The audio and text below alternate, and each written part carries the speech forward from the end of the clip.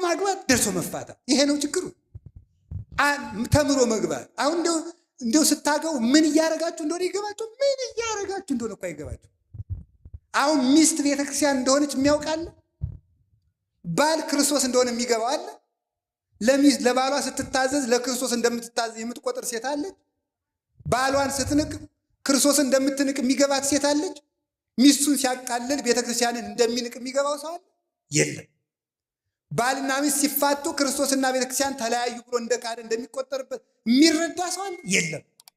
እማያውቁ ያለ አውራ በጎች የጸነሱ ዝጉርጉር የሌላቸው ክርስቶስን የማይመስሉ ምዕመናን፣ ክርስቶስን የማይመስል ትዳር፣ ክርስቶስን የማይመስል ገዳም፣ ክርስቶስን የማይመስል ቤተ ክህነት፣ ክርስቶስን የማይመስል ንግድ፣ ክርስቶስን የማይመስል ንግግር፣ ክርስቶስን የማይመስል ስልጣን፣ ክርስቶስን የማይመስል አለባበስ፣ ሁለንተናችን ክርስቶስን የሚመስል ምልክት የለንም። መድኃኔዓለም ምልክት እንዲኖረን ያደርገን። ምልክት ይውላችሁ የክርስቶስ መሆናችን የሚታወቀው በትሩን መስለን በመጸነሳችን ነው። የክርስቶስ መሆናችን የሚታወቀው እሱን የምንመስልበት አንዳች ነገር። እስቲ እንደው እግዚአብሔር ያሳያችሁ፣ ክርስቶስ ያመልክታችሁ። አሜን በሉ። እንዲሁ አሁን እኔን ተውኝ፣ መቼም ግድ የለም ደግሞ እኔን ሌላ ሰው ይምከረኝ አይሻልም? እንዲህ አሁን እናንተ እስቲ አሁን ምናችሁ ክርስቶስን ይመስላል? እስቲ ንገሩኝ። ስናገር በሉ። እሺ ትመስላላችሁ? እንዴት ነው የምትሉ? ውጣ ግባ ትመስላላችሁ? ለስበላ እስኪ ስበላ በሉ ደግሞ አገሩ እንጂ ትመስላላችሁ ወይ? ሐመሯ ስለብስ እስኪ ስለብስ በሉ ትመስላላችሁ? እሺ ስትነግዱ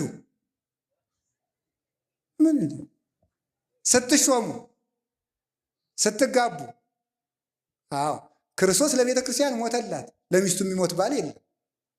ቤተ ክርስቲያን ለክርስቶስ መስዋዕት ትሆናለች፣ ለባሏ መስዋዕት የምትሆን የለችም። ምናችን ነው ክርስቶስን የሚመስለው ብለን መጠየቅ አለብን። ክርስቲያን ተብያ እንደው ክርስቶስን የሚመስል እናንተ በግ እኮ ጥጃ አይወልድም፣ በግ ውሻ አይወልድም። የክርስቶስ ልጆች ሆነን እንዴት የዲያብሎስ መልክ ይኖረን? ይህንን ነው በእውነቱ ማለት ነው ጌታ ያስተማረን። ምልክት የሌላቸው በጎች ማለት ክርስቶስን የማይመስሉ ክርስቲያኖች ማለት ነው። አሁን ነገ ሁለት ነገር ነው ማስተላለፍ የፈለግኩት፣ ጨርሻለሁ ትምህርቴ። አንደኛው የክርስቶስን ስም ይዘው ክርስቶሳውያን ያልሆኑ መናፍቃን ሲመጡ ምልክታቸውን እንድታውቁት። የክርስቶስ ሰው ከሆንክ ምልክት ምንድን ነው? እስቲ ይሁት ፓስተሩን ይሄ እመቤታችን የሚሰድበው ምን የሚለውን ምልክቱ ምንድን ነው? ከራባት ነው? የክርስቶስ የመሆኑ ዝላይ ነው? 24 ሰዓት መብላት ነው? እርግጫ ነው እያለ ነበር ልጅ እዚህ የሚቀርጸው ልጅ ማለት ነው። እርግጫ ነው? ቦክስ ነው? የክርስቶስ መሆን ውሸት ነው? ገንዘብ ማካበት ነው? ለቆናጽል ግበው ቦሙ ወላይዋ ፈሰማይኒ ምጽላል ቦሙ ለወልደ እጓለ እመሕያው ውስጥ አልወጡ ሀበያ ሰም ክርስቶ። እስቲ በምናቸው ነው ክርስቶስ የሚመስሉት? ክርስቶስ እኮ ማንንም የማይነቅፍ ጭምት ነው። ማንንም የማይነቅፍ ፈሪሳውያንን እንኳን የማይሳደብ የጧፍ ኩስታሪ የማያጠፋ የተቀጠቀጠ ሸንበቆ የማይሰብር ፍጹም ህዱ ነበር። ዝም የሚል እያወቀ ያላወቀ የሚመስል መኑ ጸፋከ እየተባለ የሚሰለቁበት ወታገሰ ምራቅ ርኩሰ ተብሎ የተነገረ ወይ ጭምትነቱ የለም ወይ ትትናው የለም። ክርስቶስ ከአብ ጋር አንድ አምላክ ሲሆን አብ ይበልጠኛል ይላል። አባቶቼ ይበልጡኛል በሉ ለማለት ነው። የአሁኖቹ መጥተው ማርያምን እንበልጣታለሁ ማለት ነው የቀራቸው። እኩል ነኝ እስቲ በሞት ያፈርሰውን ይውልኝ። አሁን ያሉ ዛሬ ያሉ በምድር ላይ ያሉ ፓስተሮችን እስቲ እንደው በመጽሐፍ ቅዱስ ካለው የሚበልጣችሁ አንድ ሰው ንገሩ ይባል የለም።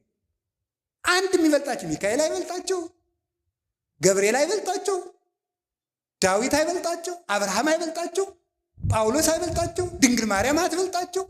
የሚበልጣቸው አብ ብቻ ነው። ክርስቶስም ወንድማቸው ነው። በእነሱ ሎቱ ስብሐት የሚበልጣቸው ማንን ከየት የመጡ ናቸው እነዚህ? ምልክታቸው የዲያብሎስ ልጆች ምልክታቸው ትዕቢት። እስኪ ትዕቢት በሉላችሁ በሉ እንጂ ንገሩኝ። ክርስቶስ ማን ያለ? አብ ከኔ ይበልጣል። እስኪ አብ ከኔ ይበልጣል በሉ። አንድ እንደሆነ ግን አብ አነ ወአብ አሐዱ ነን፣ እኔና አብ አንድ ነን አላለም ብሏል። እኔና አብ አንድ ነን ብሎ አንድ ከሆነ አባቴ ይበልጠኛል ያለ ለምንድን ነው? ከአባቶቼ እኔ አንሳለሁ በሉ ለማለት ነው። ከየትኛውም በላይ ናቸው። የሚሰማቸው ካገኙ ሲኖዶሱ ግድ የለም። እግዚኦ ሰማይና ምድር እኮ ይደነግጣሉ። ክርስቶስ ተመልከቱ፣ አንከሩ ሐራ ልዑላን ተመልከቱ፣ ሶበሬ ወለሳት ግሩ እንዘ ይትላክ ላርዳይሁ ወይ ቀንት አቁዩ። አስደናቂው ግሩም እሳት እሱ ድሪቶ ታጥቆ የደቀ መዛሙርቱን እግር ሊያጠብ በተጎነበሰ ጊዜ መላእክት ደነገጡ ነው፣ አደነቁ ነው።